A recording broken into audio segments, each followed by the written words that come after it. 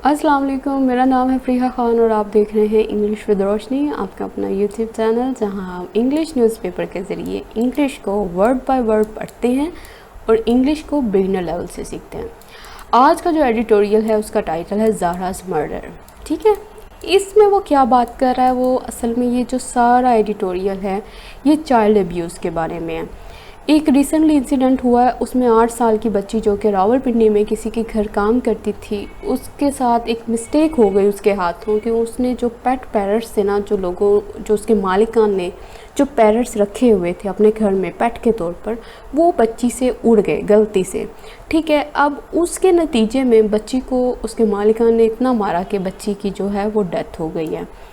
तो वो ये पूरा एडिटोरियल इसके ऊपर बात कर रहा है कि आखिर चाइल्ड अब्यूज़ क्यों होता है, आखिर कौन सी वजूहात ऐसी हैं जो माँ बाप हैं अपने घर से अपने बच्चों को इस वर्क पे लगा देते हैं। आखिर क्या रीज़न है, क्या वजूहात हैं इस चीज़ के पीछे, कहाँ कहाँ हमारा मुआशरा फ़ेल होता है इन बच्चों को प्रोटेक्ट करने के लिए, कहाँ हमारा कानून कम पड़ता है इनकी हिफाजत के लिए। तो चलें इसे स्टार्ट करते हैं। देयर इज़ अ डिकैनिसियन क्वालिटी, कहता ये वहाँ जो है ना बहुत ज़्यादा डिकैनिसियन क्वालिटी है, एक ख़राब मेयार है, ये समझ लो आप। ठीक है, तो किस चीज़ की क्वालिटी की बात कर रहे हैं? टू द लेटेस्ट केस, जो बहुत ही ताज़ा तरीन केस आया है। अच्छा, किसका केस है? चाइल्ड अब्यूज़ का, बच्चों के साथ जो बदसलूकी का। अच्छा, अब वो दैट लगा के बता रहा है कि ये वो केस है that has shock the country, जिसने पूरी कंट्री को, पूरे मुल्क को शॉक में डाल दिया है, हैरान कर दिया है। अब ये देखो डैश के बाद वो ये कह रहा है such is the appalling social equity. ये जो चीज़ है ना, जिस मयार की बात कर रहा है, कह रहा है ये जो चीज़ है ना ये बहुत ही हॉरिफिक है, बड़ी खौफनाक, एक समाज की ना अनफेयरनेस है, इनजस्टिस है। इट डिपिक्ट्स, जो ये शो करता है, जो ये डिस्क्राइब करता है। अब वो ये बात कर रहा है, कह रहा है कि एक जो ताज़ा तरीन केस आया ना चाइल्ड अब्यूज़ का, जिसने पूरी दुनिया को शॉक करके रख दिया, वो बहुत ही डिकिसन क्वालिटी का है, एक बहुत ही ख़राब मेयार का है। और वो यहाँ पे डैश लगा के बता रहा है, कह रहा है ये जो मयार है ना असल में ये हमारी सोशल इनइक्विटी को डिस्क्राइब करता है, अनफेयरनेस को दिखाता है। अच्छा, अब ये देखो डिकैनिसियन का मतलब क्या होता है। वो कह रहा है कि डिकैनिसियन किस लिए यूज़ करते हैं इसको एज एडजेक्टिव, कहता है इसका मतलब होता है कि ये रिलेट करता है, सिमिलर होता है टू समथिंग, उस चीज़ के जिसको डिस्क्राइब किया जा रहा है in the books of Charles Dickinson. मतलब जो चार्ल्स डिकिंसन की बुक में डिस्क्राइब किया जा रहा है ये उससे सिमिलर चीज़ होती है। अच्छा, क्या डिस्क्राइब किया जाता है? कहता असल में ख़ास तौर पर ये जो पुअर सोशल कंडीशंस है ना उनकी बात कर रहा है, और वर्किंग कंडीशंस जो कि बिलो एक्सेप्टेबल स्टैंडर्ड के है। एक स्टैंडर्ड जो है ना जिसमें वो एक्सेप्टेबल भी नहीं हो सकता, ये उस चीज़ को शो कर रहा है। तो इस तरह से आप यहाँ पे इस टाइम यही समझ लें कि ये बहुत ही ख़राब मेयार की बात कर रहा है।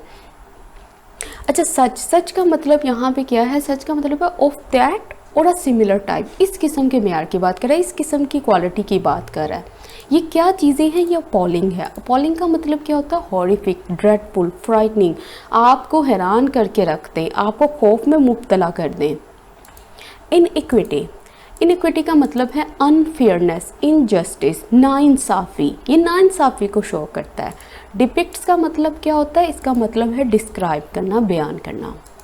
ऑन संडे, संडे के रोज़ एन 8 years old गर्ल, एक 8 साल की बच्ची डिड समथिंग, उसने किया, क्या किया? कह रहे something many of her age might have done, जो कि उसकी उम्र के बहुत सारे माइट हैव डन, हो सकता करते। अच्छा, क्या किया था उसने? शी लेट, उसने जाने दिया, इस्केप मतलब उसने जाने दिया, उसने फ़रार होने दिया। किसको? सम बर्ड्स, कुछ बर्ड्स को। अच्छा, कौन से बर्ड्स थे? कन्फाइंड, V3 लगा के बता रहा है, जो कि कैद में थे, इन अ केज, केज में। कह रहा है संडे के रोज़ एक 8 साल की बच्ची ने वो काम किया जो उसकी उम्र के और भी बच्चे कर सकते थे। मतलब माइट हैव डन, हो सकता है उसकी उम्र के और भी बच्चे ये काम करते।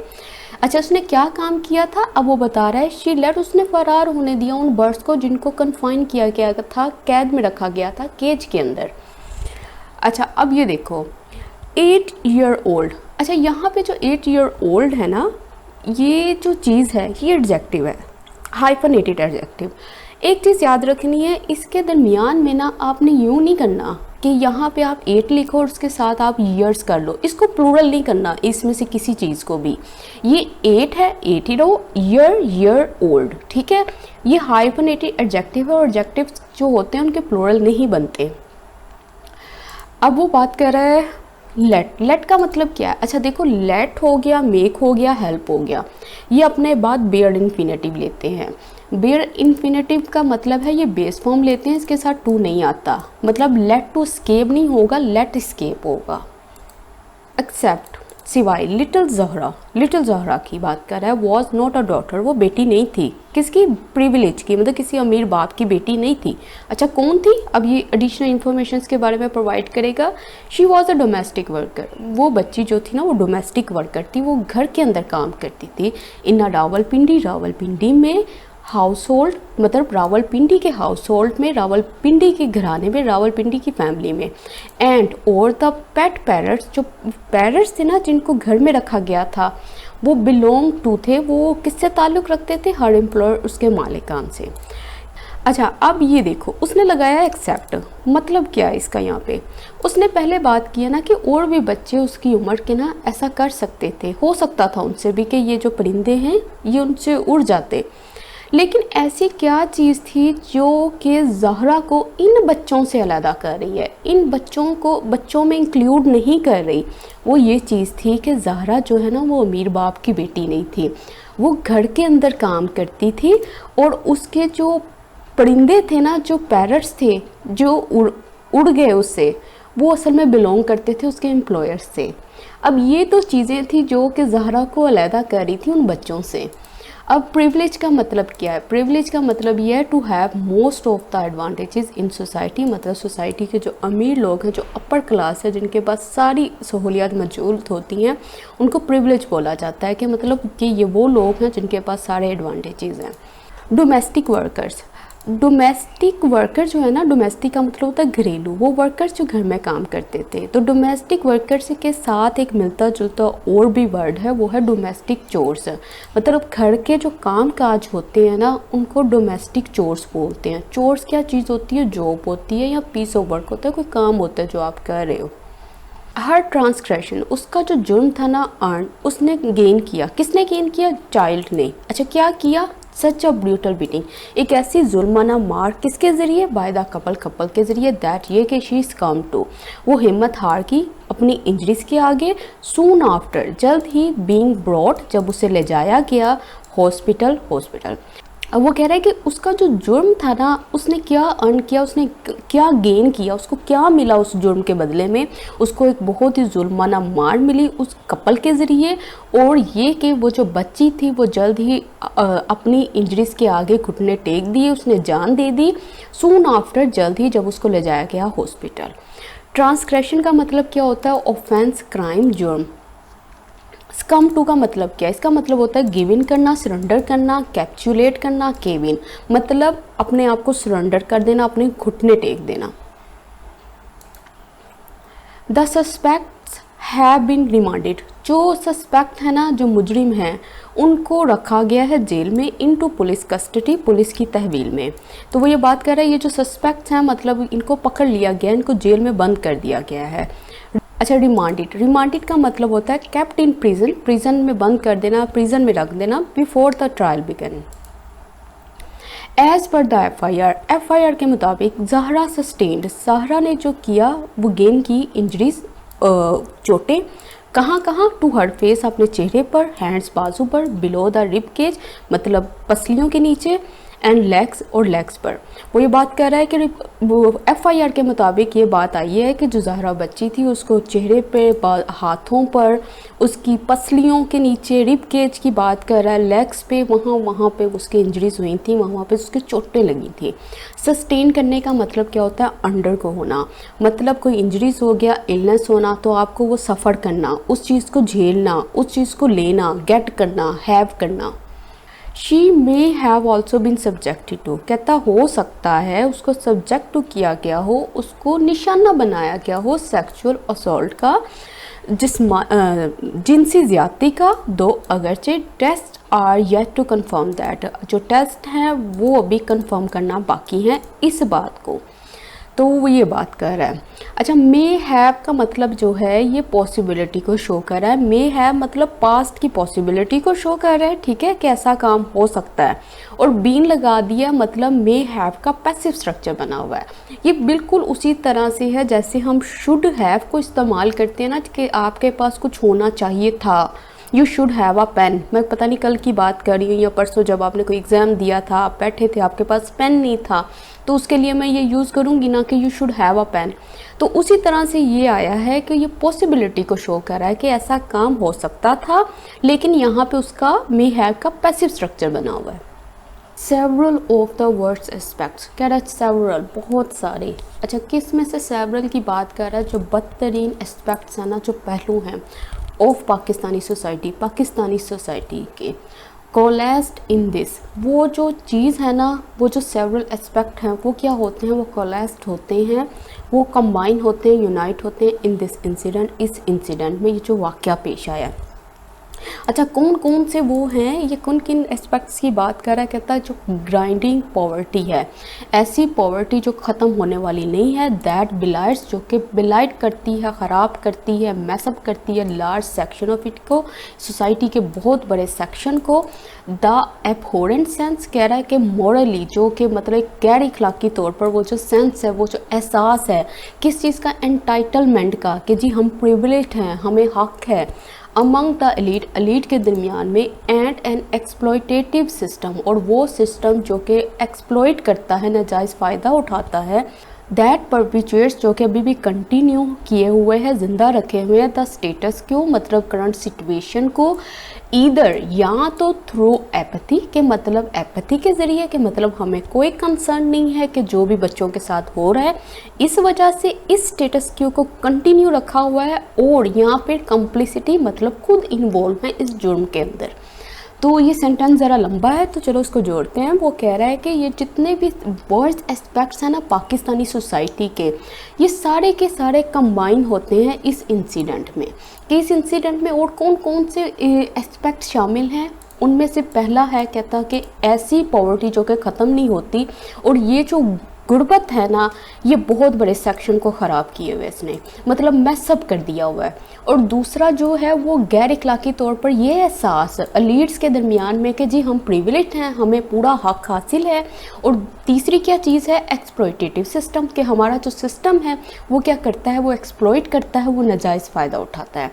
अब ये कह रहा है कि दैट परपिचुएट्स, जो कि कंटिन्यू रखे हुए हैं करंट सूरत हाल को, या तो एपैथी के ज़रिए कि हमें कोई इंटरेस्ट नहीं है, या हम खुद मुलव्वस हैं इस जुर्म के अंदर। तो वो इस तरह से बात कर रहा है। अब देखो, जब कोलेस्ट का मतलब क्या? इसका मतलब है कंबाइन, यूनाइट, मतलब जितने भी एस्पेक्ट्स हैं वो कंबाइन होते हैं, यूनाइट होते हैं। अच्छा, बिलाइट्स का मतलब क्या है? इसका मतलब है स्पॉइल कर देना समथिंग, किसी चीज़ को मैसअप कर देना किसी चीज़ को। तो जितनी भी सोसाइटी का एक बड़ा सेक्शन है ना, ये असल में जो ग्राइंडिंग पॉवर्टी है ना, इसने मैसअप किया हुआ है। पॉवर्टी कौन सी है भाई? ऐसी सिचुएशन कहता है जिसमें people are extremely poor over a long period, मतलब कि काफ़ी अरसे से वो गरीब हैं और उनके पास कोई नज़र भी नहीं आता ना कि वो उनके हालात चेंज हो गए या कुछ होगा। तो ये वो पॉवर्टी की बात कर रहा है। एबहोरेंट का मतलब होता है मोरली वेरी बैड, जो इखलाकी तौर पर बहुत गंदा और ख़राब हो। एंटाइटलमेंट, राइट, प्रिविलेज, अभी हमने प्रिविलेज पढ़ा था ना, एडवांटेज, जी हम अमीर हैं, हमारे पास पैसा है तो हमारा ये राइट है, हम पे प्रिविलेज है, हमें ये फ़ायदा है कि हम कुछ भी कर सकते हैं। और ऊपर से उसने बात की है हमारे सिस्टम की, जो कि एक्सप्लॉयटेटिव है, मतलब जो कि वो सिस्टम जो बहुत रेडी रहता है कि जी अब कमज़ोर है, कि इसकी इस कमज़ोरी का, कि अगर उसके पास गुर्बत है तो उसका किस तरीके से हम नाजायज़ फ़ायदा उठाएं। एक्सप्लॉयटेटिव, इसका मतलब होता है using someone unfairly for your own advantage, मतलब अपने फ़ायदे के लिए, हर वक्त अपना ही फ़ायदा सोचना और ये देखना किस तरीके से हम नाजायज़ फ़ायदा उठा सकते हैं इस इंसान से। परपिचुएट का मतलब होता है कीप अलाइव, जिंदा रहना, कीप गोइंग, चलते रहना, कीप इन एक्सिस्टेंस मतलब बरकरार रहना, प्रिजर्व रहना, कंजर्व रहना, सस्टेन रहना, बरकरार रहना, सबका मतलब यही है।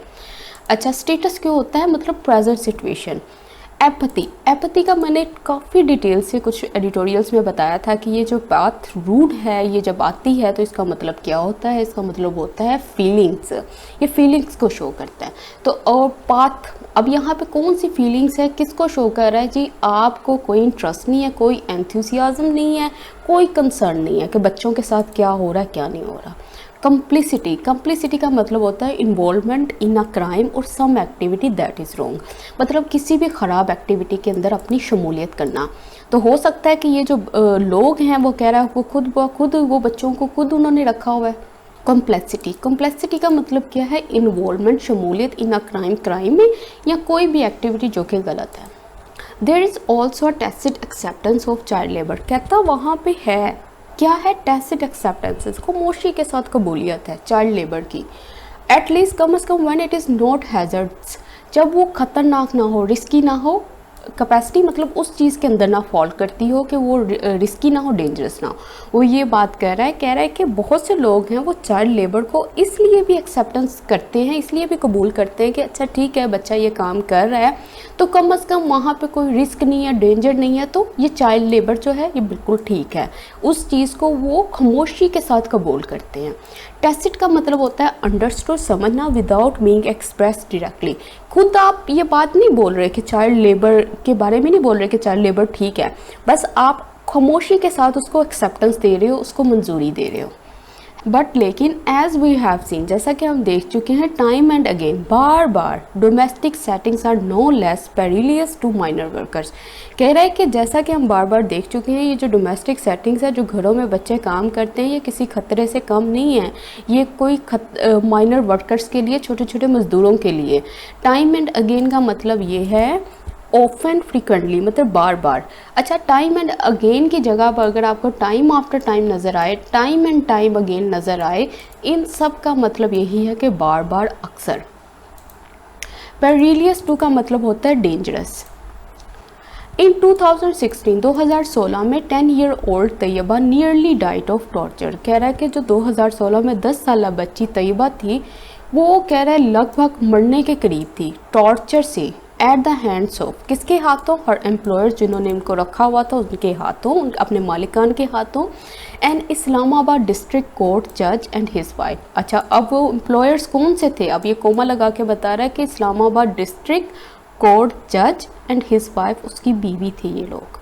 तो वो यही बात कर रहा है कि 2016 में जो 10 साल बच्ची थी वो मरने के करीब थी टॉर्चर से, और ये टॉर्चर किसके हाथों उसको मिला था, अपने मालिकान के हाथों, जो कि इस्लामाबाद डिस्ट्रिक्ट कोर्ट जज था और उसकी बीवी थी। एट द हैंड्स ऑफ का मतलब होता है कि किसी के हाथों वो काम होना। इन दैट इंस्टेंस, इस मौके पे, इस ओकेजन में, there was some measures of accountability, वहाँ कुछ कहता है इक़दाम थे अकाउंटेबिलिटी के, जिम्मेदारी के।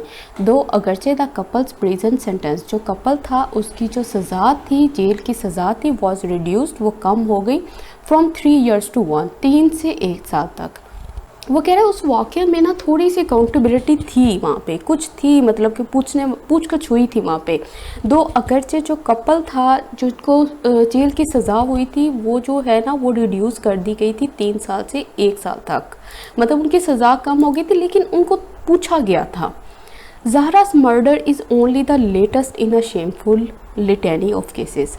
कह रहा है ये जो ज़हरा का मर्डर हुआ है ना ये लेटेस्ट है, सबसे नया, ताज़ा, किस चीज़ में, इन अ शेमफुल लिटेनी, जितने भी शेमफुल, शर्मनाक वाक़यात हुए हैं ना ऑफ केसेस में, ये भी उसमें से नया तरीन है। विच इल्यूस्ट्रेट, जो कि बयान करता है दैट, ये कि modern day slavery is alive, कि ये जो मॉडर्न डे है ना, नई दौर की ये जो गुलामी है, इज़ अलाइव, ये ज़िंदा है, एंड वेल, और बड़े ही अच्छे तरीके से जा रही है हियर, यहाँ पे।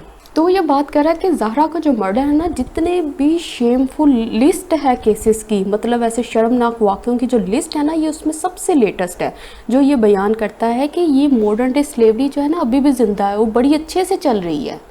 लिटेनी, लिटेनी का मतलब ये होता है long list of unpleasant things, specially ख़ास तौर पर वो चीज़ें जो कि रिपीट होती हैं बार बार। ये लिस्ट है उसकी शेमफुल एक्ट्स की। लिटेनी, लिटेनी का मतलब होता है long list of unpleasant thing, एक लंबी लिस्ट उन चीज़ों की जो कि अनप्लेजेंट है, नाखुशगवार हैं। ख़ास तौर पर वो कह रहा है वो चीज़ें जो कि रिपीट होती हैं, बार बार होती हैं। वेल अच्छा, यहाँ पे वेल का मतलब है ना थोड़ो वे, कंप्लीट वे में बड़े अच्छे तरीके से ये जो स्लेवरी है ना ये चल रही है, इसके लिए यहाँ पे इसने वेल लगाया है।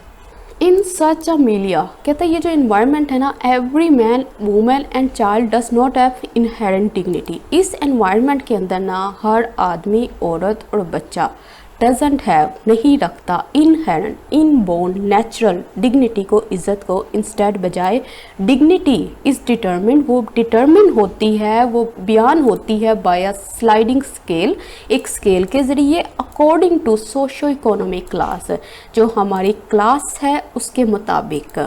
वो ये बात कर रहा है कि ये जो एनवायरनमेंट है ना, ये जो सिचुएशन चल रही है उसमें ये जो आदमी है, ये जो स्लेवरी की बात कर रहा है, हर आदमी, औरत और बच्चा जो है ना वो नहीं रखता कि उनके अंदर इनबोर्ड, उनके अंदर जो नेचुरल डिग्निटी, हर इंसान के अंदर जो इंसान की अपनी इज्जत होती है ना, ये लोग नहीं वो रखते। बजाय इस चीज़ के ये जो डिग्निटी है ना, ये जो इन लोगों की डिग्निटी है, जो बेचारे मजबूर लोग हैं, ये कहता है ये डिटरमिन की जाती है, किसके ज़रिए बताया जाता है कि इनकी डिग्निटी कितनी है, एक स्लाइडिंग स्केल के ज़रिए। अच्छा, अब स्लाइडिंग स्केल के ज़रिए क्या बताया जाता है, ये सोशो इकोनॉमिक क्लास के, कौन सी क्लास है, किस क्लास से बिलोंग रखते हैं, उसी क्लास के हिसाब से उनकी डिग्निटी जो है वो डिटरमिन होगी।